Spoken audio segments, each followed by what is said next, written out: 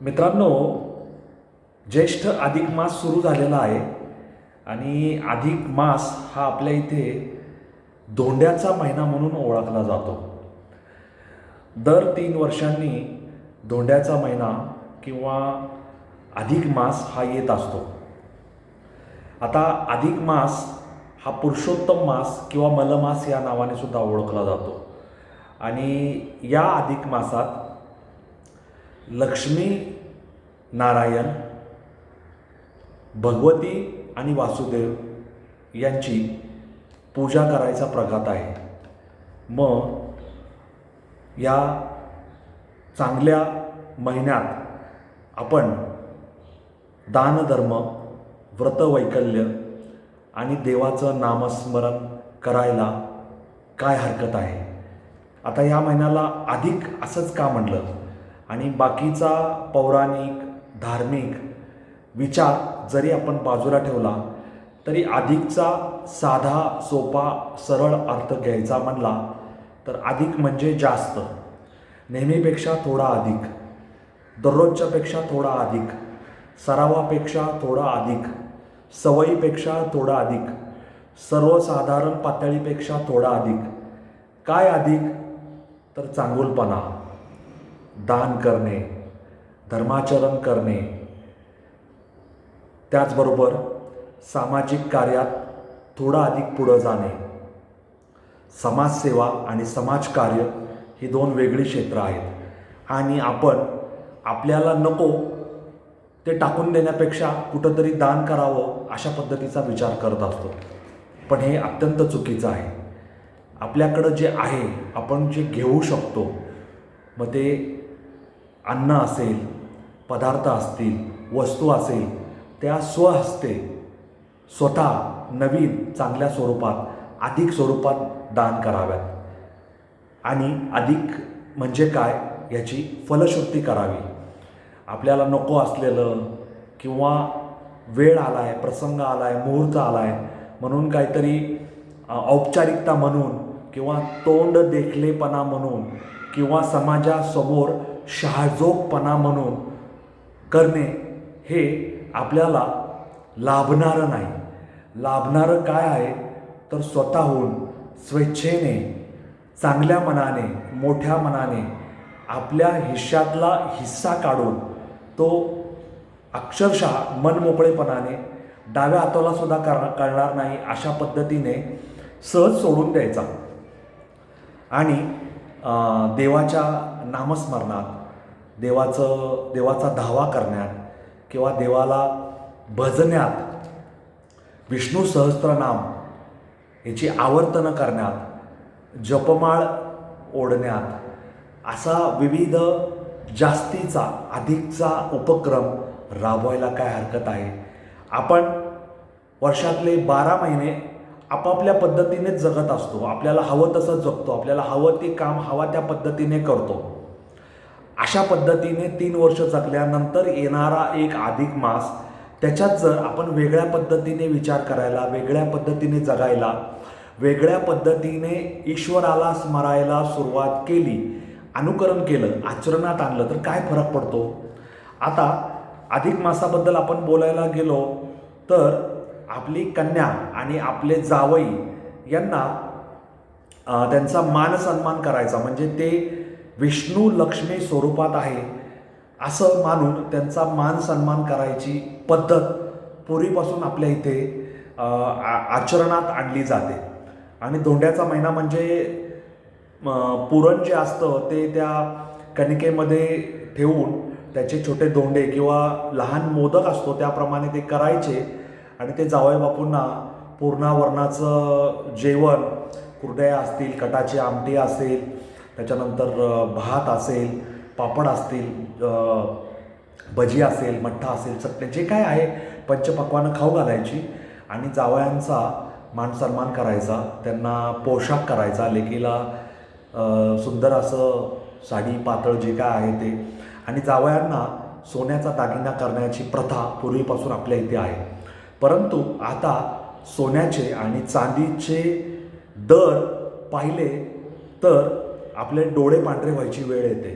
कारण उत्पन्न दिवसेंदिवस ज्या कासवाच्या गतीने वाढतं त्याच्या कित्येक पटीने महागाई वाढलेली आहे. आणि या महागाईच्या जमान्यात 4-5 लोकांचा कुटुंबाचा उदरनिर्वाह करता करता माणसं मेटाकुटीस आलेली आहेत.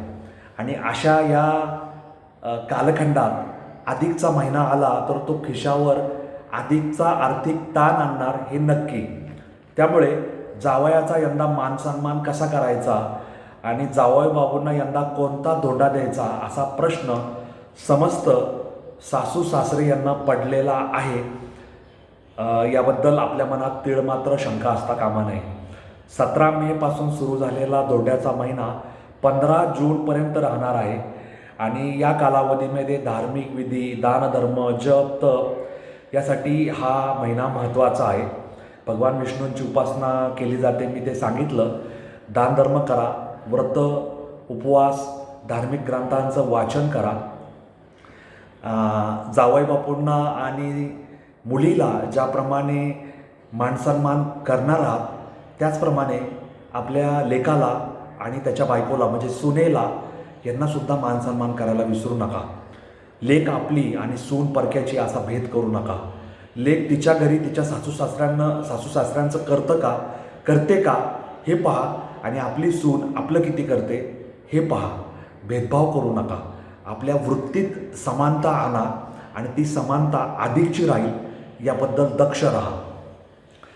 आता या महागाईच्या कालखंडात जावई बापूंना सोन्या चांदीचा दोंडा, अंगठी किंवा काय म्हणतात त्याला सोन्याचं पान, त्याच्यानंतर जे काही पुरुषांसाठीचे अलंकार आहेत ते करायचा, गोफ म्हणा किंवा लॉकेट म्हणा, जे काय करायचं आहे ते लोक प्रयत्न करत असतात.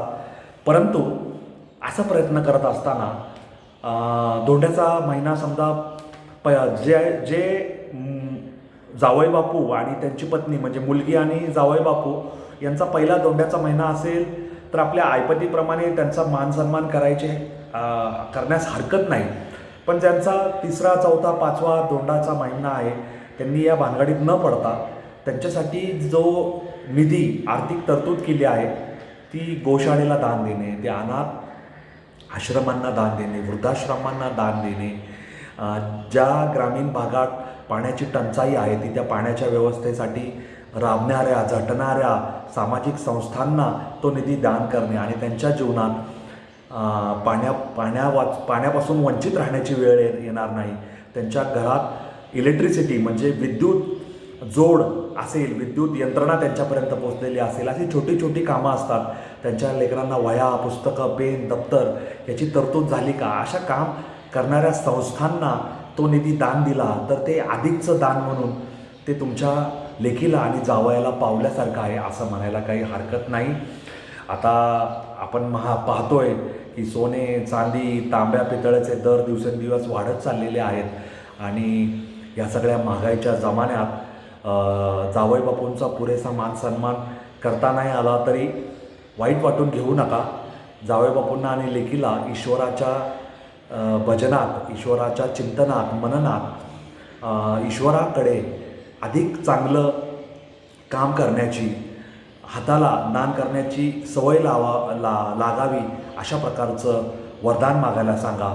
त्यांच्यासाठी चांगला स्वयंपाक करा, त्यांना जेवू खाऊ घाला, त्यांना अनारसे, बत्तासे, जे सच्छिद्र असतील अशा प्रकारचे 33 वाण त्यांना भेट द्या. आणि आपण म्हणतो जावई ते दशमग्रह, जावई हा 10वा ग्रह असतो. 9 ग्रह तर अस्तित्वात आहेतच, पण दशमग्रह जमाते किंवा जावई बापू असं ते जे म्हणतात त्याप्रमाणे या 10व्या ग्रहाला खुश करायचा प्रयत्न तुमच्या परीने करा. खुश होतील का नाही माहिती नाही. मोठ्या मनाच्या असतील, प्रगल्भ असतील तर नक्कीच खुश होतील आणि ते सुद्धा म्हणतील की मी अधिक मासात अधिक चांगला जावई होण्याचा, अधिक चांगला लेक होण्याचा, अधिक चांगला माणूस होण्याचा प्रयत्न करेल. तुमची लेकसुद्धा असंच म्हणेल की मी अधिक चांगली सून, अधिक चांगली लेक, अधिक चांगली भाऊजय आणि अधिक चांगले महिलांच्या भूमिका निभवायचा प्रयत्न करेल. या नोटवर तुम्हा सगळ्यांची रजा घेतो, धोंड्याच्या महिन्याच्या शुभेच्छा देतो. तुम्हाला धोंड्याच्या महिन्यात जी भूमिका वाटायला आली ती अधिक करायचं आहे, इतरांच्या हितासाठी, लोककल्याणासाठी, विधायक असं जनहिताचं करायचं हे लक्षात ठेवून बोला. आपल्या स्वतःपुरतं, कुटुंबापुरतं तर आपण जगतोच, त्याच्या पलीकडे पाहायचा विचार म्हणजेच अधिकचा विचार हे लक्षात ठेवा. रजा घेतो. माझे व्हिडिओ लाईक शेअर करा. माझा अनवट वाट यूट्यूब चॅनल सबस्क्राईब करा. माझे व्हिडिओ पाहत जा, माझे रील पाहत जा, ते लाईक शेअर करा आणि मला फॉलो करायला विसरू नका. एवढीच तुम्हाला प्रार्थना आहे. धन्यवाद. जय हिंद, जय महाराष्ट्र, वंदे मातरम. जय श्रीराम, जय जगन्नाथ, जय सनातन. धन्यवाद.